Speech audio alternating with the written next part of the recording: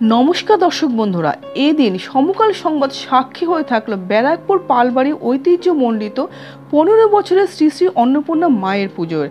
দুদিন ব্যাপী ধুমধাম করে অন্নপূর্ণা মায়ের সাথে কুমারী পুজো করা হয় অনেক নিয়ম নিষ্ঠা করে। পালবাড়ি ছোট থেকে বড় সকলে আনন্দ সহকারে সকল প্রকার পুজোর কাজকর্ম করে থাকে। তাছাড়াও রাজনীতির ভিন্ন প্রকারের ভাবধারা বিশ্বাসী বিশিষ্ট ব্যক্তিবর্গ এই পুজোতে উপস্থিত থাকেন। গ্রীষ্মের প্রখর দাবদাহের তাপকে উপেক্ষা করে অগণিত সাধারণ মানুষ অন্নপূর্ণা মায়ের বিশেষ অন্নকূট পূজার ভোগ গ্রহণ করার জন্য ভিড় জমান। এছাড়াও এই ভিড়ের মধ্যে আমরা পেয়ে যাই উত্তমচন্দ্র প্রাথমিক বিদ্যালয়ের প্রাক্তন হেডমাস্টার এবং এই পরিবারে বিশেষ পরিচিত মাস্টার মশাইকে, এবং তার মুখ থেকে আমরা জানতে পারি এই পুজো নিয়ে তিনি আরও কথা বললেন। ব্যারাকপুর পালবাড়ি থেকে সুস্মিতা দেবনাথ, সমকাল সংবাদ।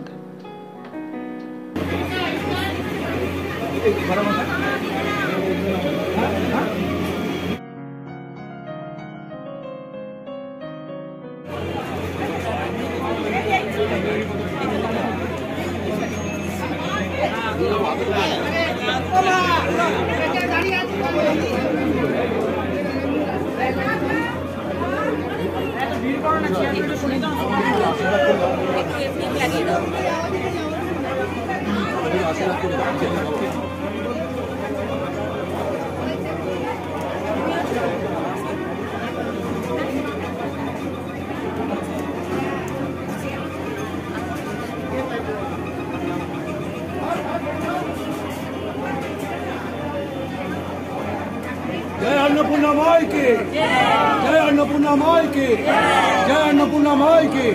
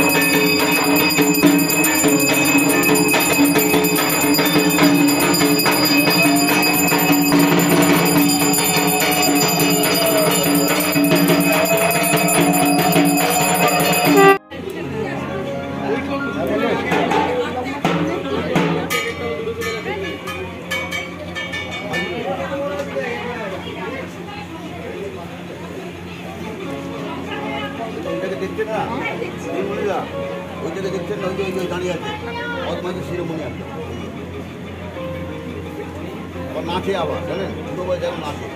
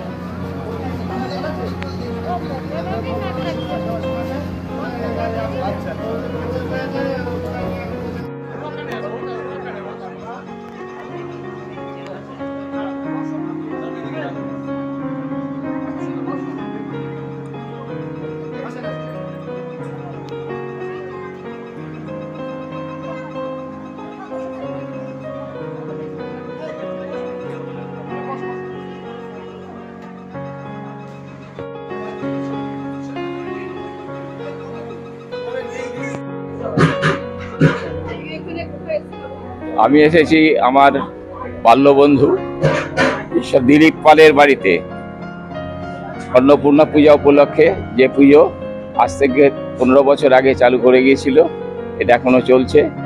এই পুজো উপলক্ষে প্রতি বছরই আমি এখানে আসি, কারণ দিলীপ পাল আমার বাল্যবন্ধু ছিল, তার সঙ্গে ভীষণ জানাশোনা ছিল এবং তার পরিবারের সঙ্গে আমি ভীষণভাবে জড়িত।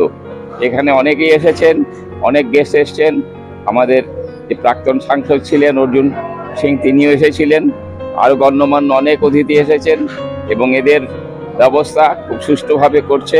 সকাল থেকে আমি এসেছি, সকালেও ছিলাম, এখন এসেছি। আমি আমার পরিবারের সবাইকে নিয়ে এসেছি। আমি একজন শিক্ষক ছিলাম। সাধারণ মানুষ সে 200-500 ধরে নাও, কোনো বছর এত লোক আসে, সবাই এখানে প্রসাদ গ্রহণ করে এবং কেউ এখান থেকে প্রসাদ না গ্রহণ করে যেতে পারে না, যায় না।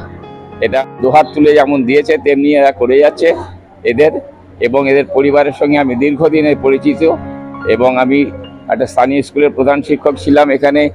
এর যে 3 ছেলে, দিলীপ পালের যে 3 ছেলে, 3জনেই আমার ছাত্র। এদের সঙ্গে আমার একদম পরিচয়, বিশেষভাবে পরিচিত। ওরা আমার বাড়িতে গিয়ে নেমন্তন্ন এবং বলে এসেছে। আমি এসেছিলাম সকালে, দিলীপ পালের ওয়াইফের সঙ্গে অনেকক্ষণ বসে কথা বলে গেছি। এবার দুপুরবেলা আমি আমার ওয়াইফ, আমার পরিবারের সবাই এসেছে। হ্যাঁ, শুধু এক ছেলে আসতে পারিনি, অফিসে গেছে বলে, বাকি সবাই এসেছে। এবং এখানে এই যে পুজো, এই তল্লাটে এই ধরনের পুজো অন্য কোথাও হয় না, এবং এখানে প্রসাদ গ্রহণ না করে কেউ যায় না। এই জন্য এটার বৈশিষ্ট্য, এবং এটা দীর্ঘদিনের পুজো। আমি এই পুজোর সাফল্য কামনা করি। উপস্থিত যারা আছেন তাদের সকলকে মায়ের কাছে নতজানু হয়ে প্রণাম জানিয়ে বলছি, সবাই সুস্থ থাকুন, ভালো থাকুন। এই পরিবারের সবাই যাতে ভালো থাকে, আগামী দিন যেন সুস্থভাবে সবাই থাকতে পারে, সেই জন্য ঠাকুরের কাছে আশীর্বাদ চাইছি। আমার নাম শ্রী বিমল কান্তি ঘোষ। আমি প্রাক্তন প্রধান শিক্ষক, উত্তমচন্দ্র প্রাইমারি স্কুলের প্রধান শিক্ষক ছিলাম। আমি 19 বছর আগে অবসর গ্রহণ করেছি, এখন আমার অবসর জীবন লাইভ করছি। সকলকে ধন্যবাদ জানিয়ে আমার সংক্ষিপ্ত বক্তব্য। বলুন, কি বলতে চাইছেন? আজকে মায়ের কাছে এসে আপনার কিরকম লাগছে? দেখুন, মানে যে কোনো উৎসবের একটা লক্ষ্য থাকে। বাঙালি সারা জীবনই উৎসবের নিজের আত্মীয় স্বজন, পাড়ার মানুষ, দূর সম্পর্কের মানুষ, কাছের মানুষ সবাইকে নিয়ে মেতে ওঠেন।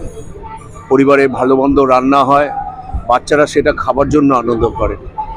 অনেকেই যারা ভক্ত মানুষ তারা ঠাকুরের কাছে তার নিজের কথা বলেন। এটা আমাদের বাংলা সংস্কৃতিতে বহু বছর ধরে আছে, এবং এখানে আমাদের সবার সাথে পরিচয় আছে। এরকম উৎসবের দিন একদিন দেখা করব না, এটা হয় না। আর উৎসবের দিন আসলে পরিবারের সবার সাথে দেখার একটা সুযোগ হয়। তো সেইটা আমি একটা সুযোগ সন্ধানী বলতে পারেন যে আমি এসেছি সবাইকে একটু নমস্কার জানাতে, সবার সাথে একটু ভাব ভালোবাসা করতে, আর সত্যি কথাটা বলবো, প্রসাদ খেতে। আমার সবার জনগণের কাছে প্রার্থনা যে রাজ্য জুড়ে যা চলছে সেটা মানুষ যদি চেষ্টা করে বদলাতে পারে। আমি চাই না যে রাজ্যটা কামদুনি থেকে সন্দেশখালী হয়ে যাক। আর মোদী সরকার তো অনেক গ্যারেন্টি দিয়েছে, তার ফলাফল জানেন যে সেনাবাহিনীতেও এখন আর স্থায়ী চাকরি থাকবে না, অগ্নিবীর প্রকল্প নিয়ে আসা হচ্ছে। তা স্থায়ী যদি না হয়, আমরা সবসময় স্থায়ী সম্পর্কে বিশ্বাস করি। অস্থায়ী সম্পর্ক সবসময় বিপদ ডেকে নিয়ে আসে, সেটা পরিবারের জন্য, রাজ্যের জন্য, দেশের জন্য।